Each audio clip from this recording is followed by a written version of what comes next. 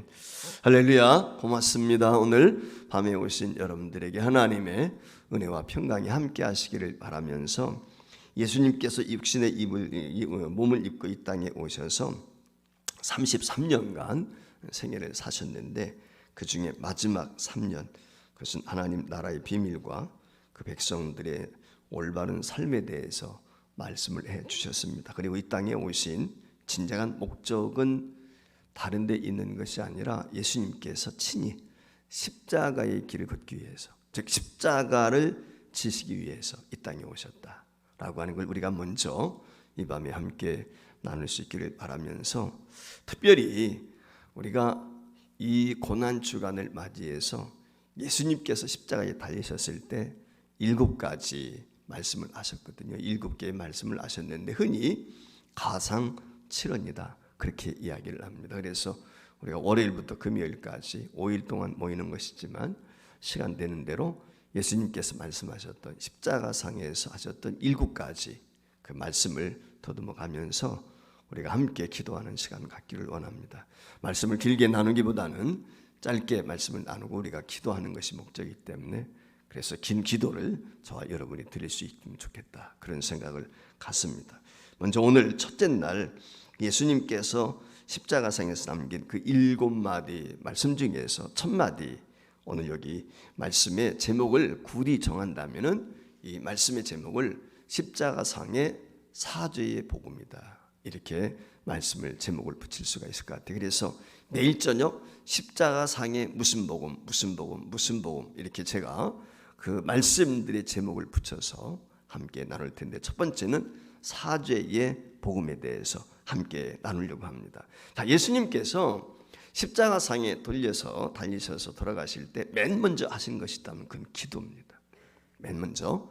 그래서 제일 먼저 예수님이 기도를 하셨는데 어떤 기도를 들으셨느냐? 첫 번째 사죄의 기도를 들으셨다는 거예요.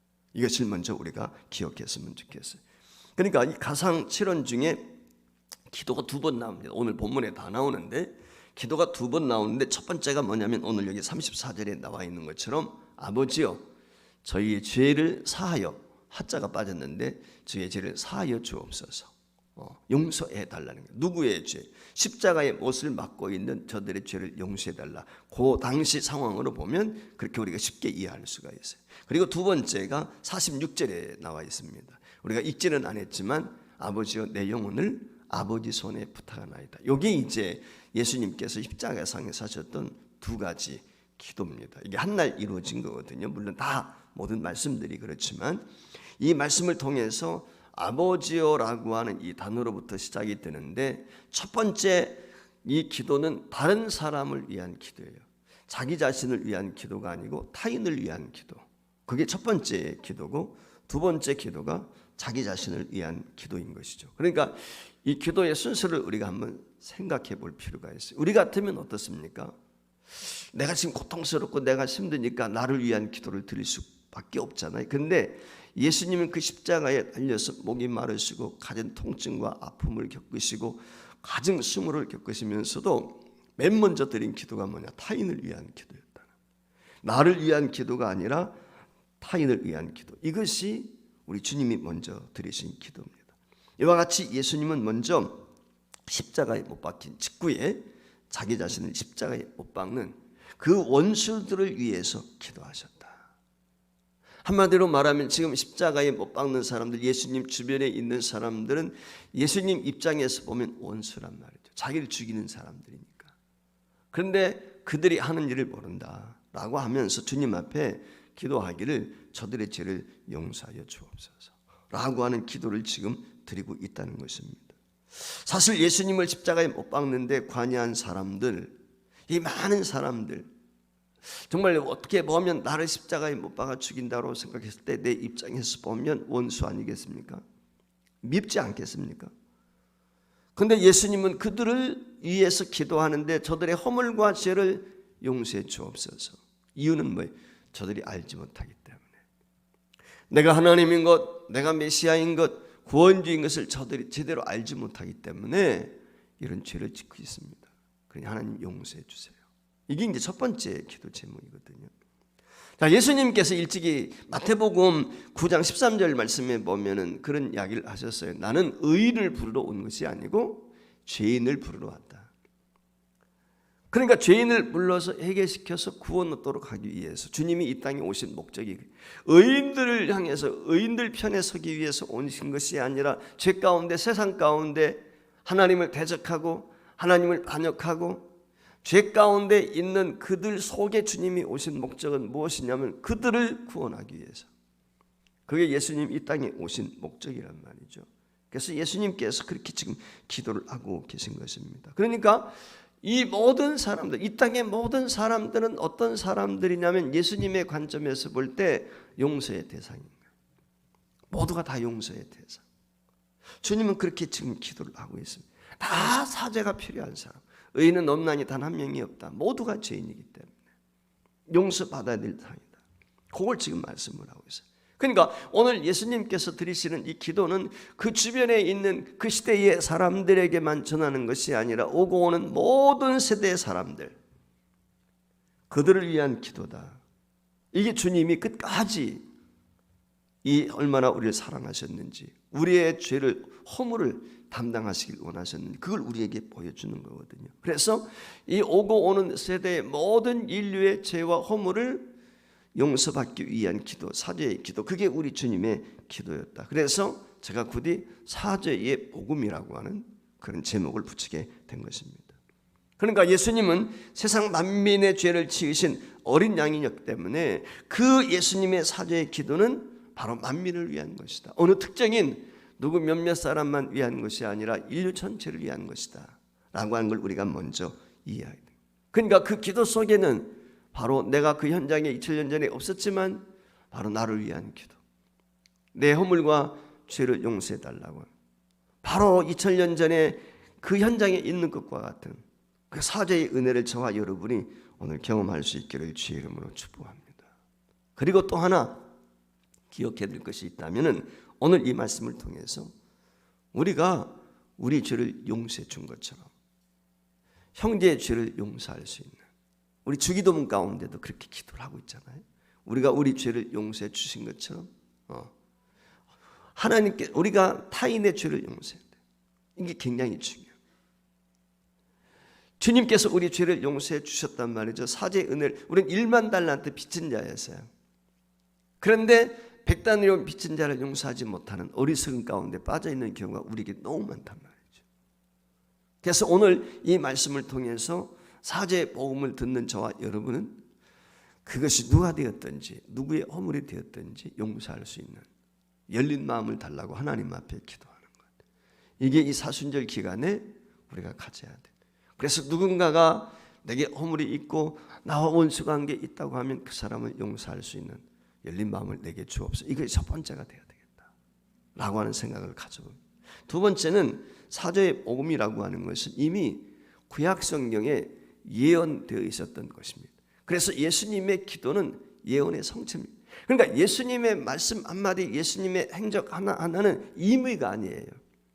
모든 그의 태어나서부터 죽으심의 이르기까지, 그리고 앞으로 오실 부활과 승천의 재림의 이르기까지 모든 것은 성경에 예언된 대로. 그러니까 예수님 당시에 그 예수님의 죽으심은 구약에 기록되어 있는 대로 죽으셨을 뿐만 아니라 이미 구약에 예수님께서 죄인들을 위하여 십자가상에서 기도하실 것도 예언이 되어 있습니다. 흔히 우리가 이사야 53장을 고난받는 메시아 종에 대한 말씀으로 우리가 이해를 하고 있죠. 그런데 이사야 53장 12절 말씀에 보면은 이미 이렇게 예언이 되어 있어요. 그러나 그가 많은 사람의 죄를 담당하며 범죄자를 위하여 기도하였느니라. 예수님이 오시기 700여 년 전에 이사야 선지자를 통해서 이미 예수님이 십자가에 달려 죽으실 때 그와 같이 기도하셨다. 그것을 예언을 한 것인 거예요. 그러니까 예수님이 그 십자가상에서 기도하신 것은 이 예언의 바로 성취라는 거예요.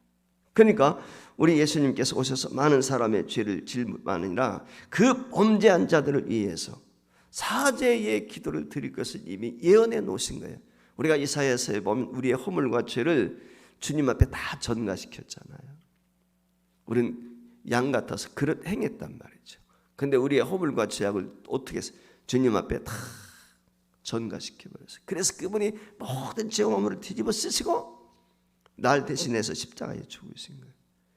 그 날 대신해서 십자가에 죽으실 때 내가 2000년 전에 그곳에 있지는 않았지만 바로 그 예수님을 십자가에 못 박았다는 것이죠. 그래서 예수님은 하나님의 말씀을 이루기 위해서 그 말씀대로 살았고 순종했고 그 말씀대로 오늘 여기 사제의 기도를 실천하고 있는 것입니다.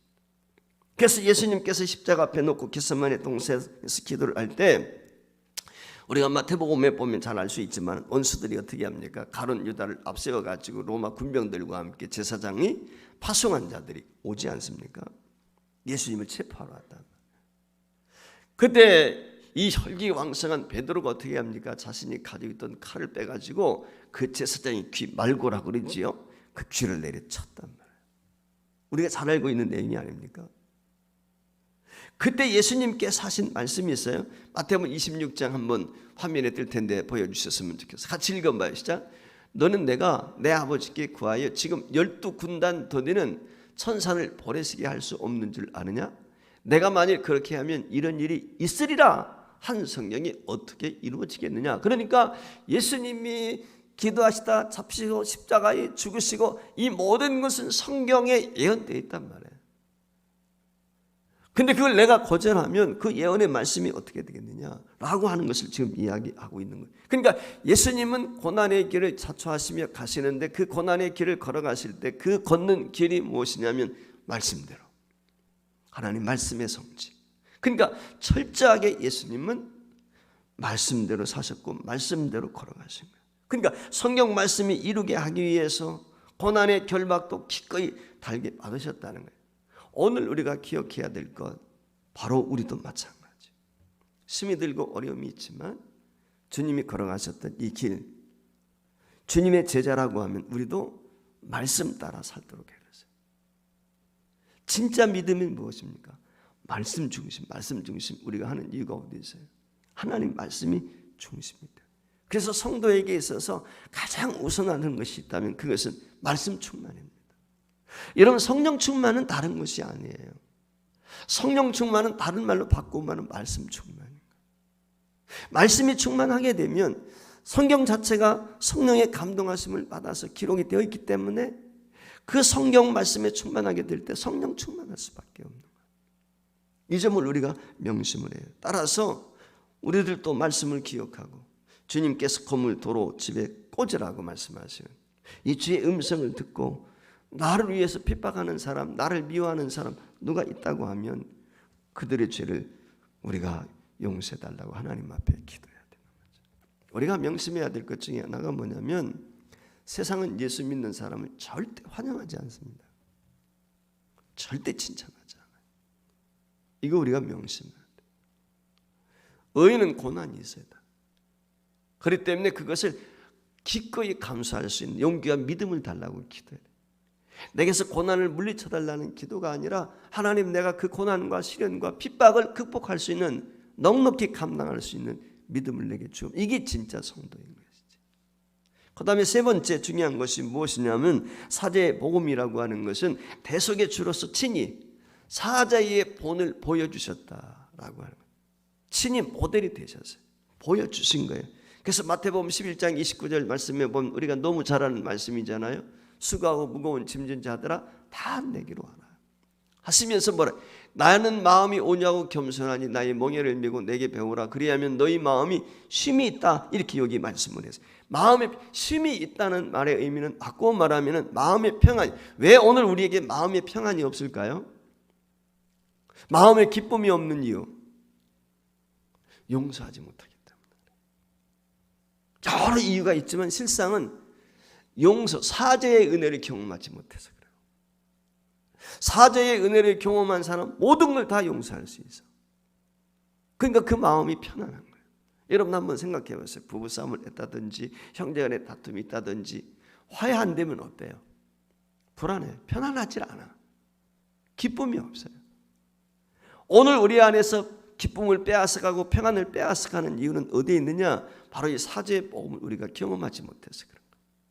내가 먼저 어떤 죄인이었는가 하는 걸 깨닫고 이 사제의 복음을 경험하게 되면 형제의 눈 속에 있는 티 가지고 탓하지 않는단 말이에요. 자신의 들보를 먼저 깨닫기 때문에 정죄하거나 그것 때문에 우리가 실족하지 않고 마음의 평안을 누리게 되는 것이죠. 이게 중요한 것이거든요. 우리 마음의 평안이 없는 것은 이와 같이 예수님을 온전히 배우지 못해. 여러분 아시는 것처럼 예수님은 정말 편안하신 거예요. 겟세마네 동산에서도 물론 기도하셨지만은 그 십자가에 달리실 때도 이와 같이 타인을 위해서 사죄의 기도를 드리셨다고 하는 것은 그만큼 마음의 평안이 있다는 거예요. 그래서 요한복음 14장에서도 주님이 하신 말씀처럼 내가 주는 평안은 세상이 주는 평안과 다르다, 그렇게 말씀을 하시지 않았습니까? 그러니까 오늘 우리가 명심해야 될 것이 바로 이 점인 것입니다. 예수님께서 요한복음 15장 말씀에 보면 포도나무 비유에 대한 말씀을 하시면서 그런 얘기를 해주셨어요. 내가 너희에게 행한 것 같이 너희도 행하가려 내가 본을 보여주었다. 그 제자들 발을 다 씻겨주시고 뭐 그렇지 않습니까? 그러면서 예수님이 하신 말씀이 뭐냐면 내가 너희들에게 이렇게 본을 보여준 이유는 뭐냐면 내가 선생이 되어서 너희들 발을 씻겨서 너희들 이렇게 사랑해서 요한복음 13장에 보면은 예수님께서 우리를 사랑하실 때 끝까지 사랑했다고 그랬는데 사랑하라 너희가 서로 사랑하면 이래서 모든 사람이 너희가 내 제자인 줄 알 것이다. 그러니까 예수님께서는 제자들을 끝까지 배신하고 배반하고 그를 십자가에 못 박으라고 아우성치는 그들 무리 가운데 있을 제자들인데 그들을 다 사랑했다는 게 끝까지 가룟 유다까지도. 그게 우리 주님이거든요.